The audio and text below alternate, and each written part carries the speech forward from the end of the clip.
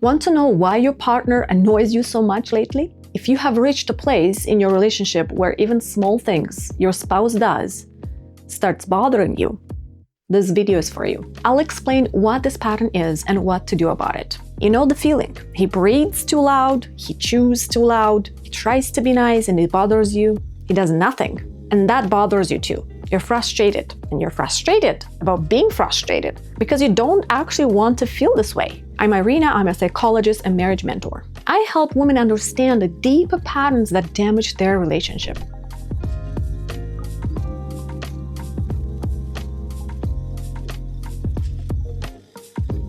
So most women think the problem will be solved if their husband simply changes their behavior, or he stops doing these annoying things. But in reality, that's not why you feel so annoyed. Let me share about this concept. It's called the negative sentiment override.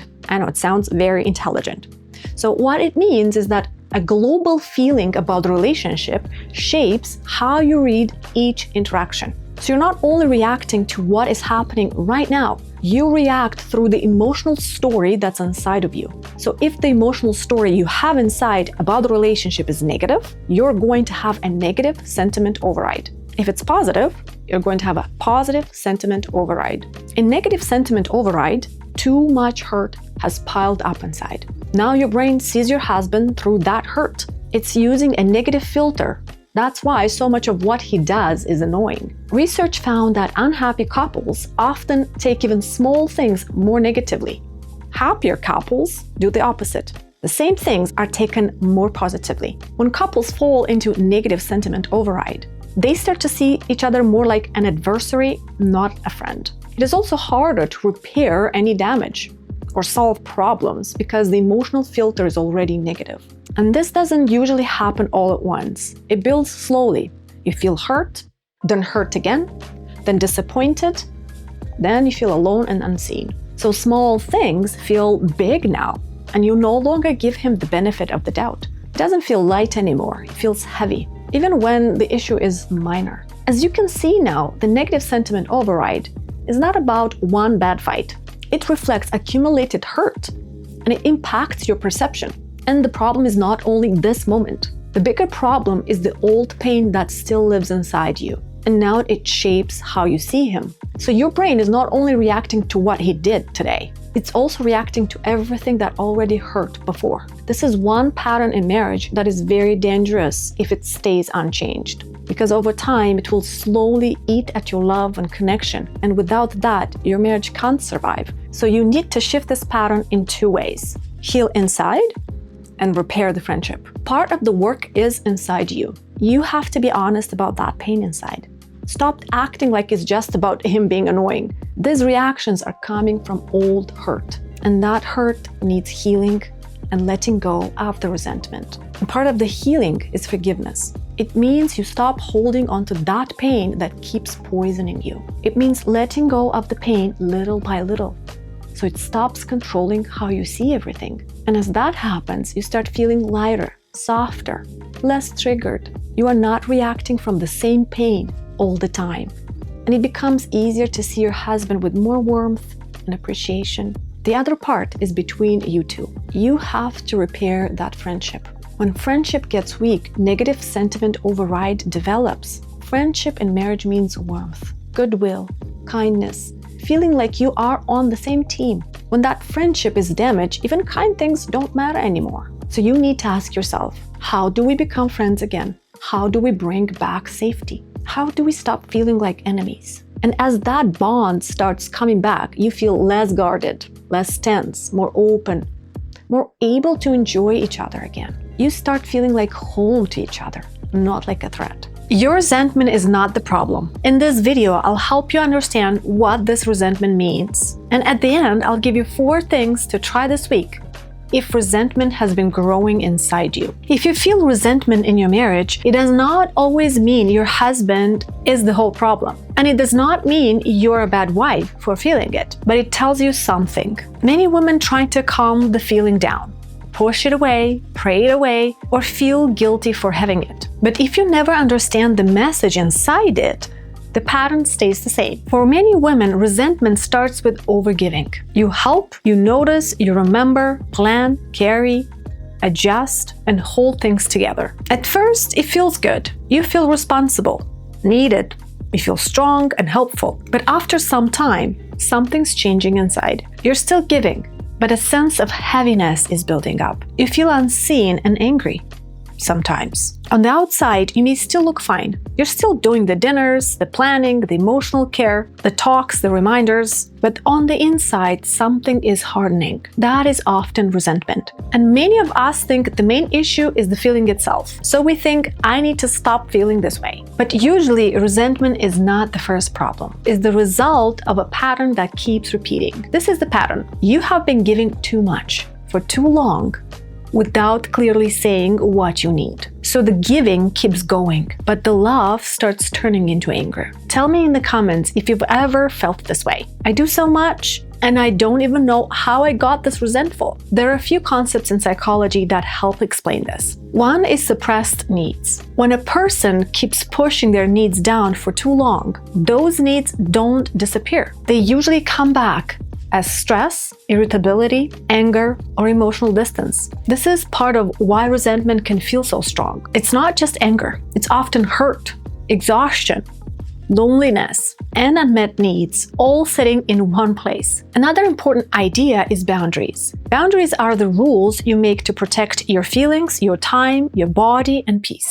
These are limits that help you feel safe and respected. People often make negative associations with boundaries as punishment, control, or being cold. A boundary is simply being honest about what is okay, what is not okay, what you can give, and what you cannot keep doing. When boundaries are weak, a woman may keep saying yes when she means no. She may keep giving when she's already empty. She may wait and hope someone notices her needs without her saying them clearly. And then, when they don't notice, resentment grows. But it's so important for us to realize that our safety is our own responsibility. Another pattern leading to resentment is something psychologists call self-silencing. This is when a person stays quiet about their feelings or needs in order to keep peace, avoid conflict, or stay connected. Self-silencing may look loving, but over time, it can damage closeness because real closeness needs truth. If one person is always adapting, swallowing feelings, and being the strong one,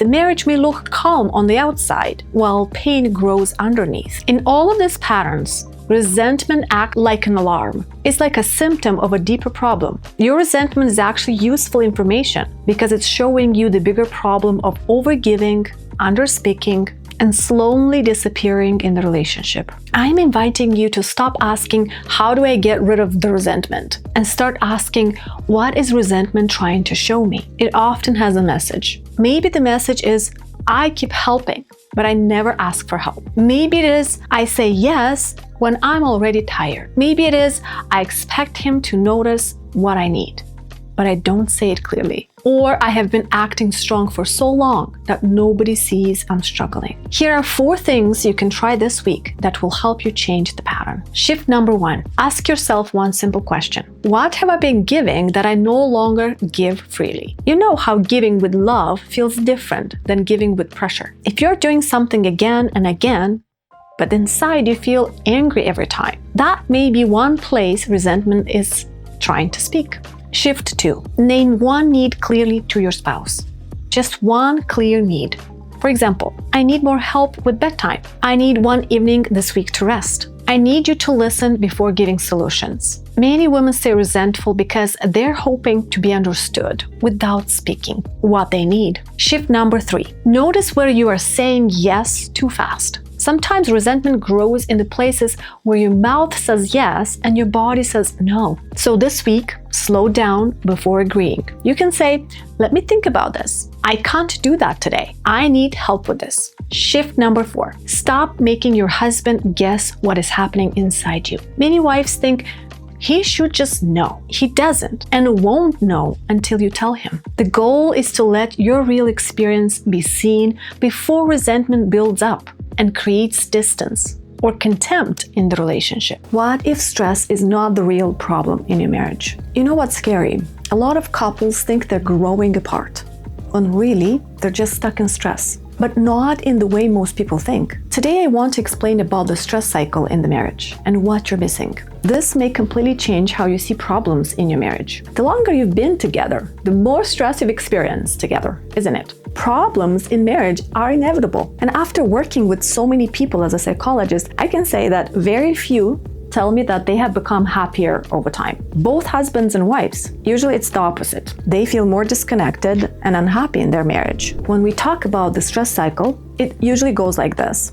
First, something outside the marriage hits. The kids, money, health, or work. Now, both of you have less emotional space. You're tired, maybe anxious, so small things start feeling bigger than they really are. Then you stop being responsive and you're more reactive, and both of you start protecting yourselves. You guard against hurt.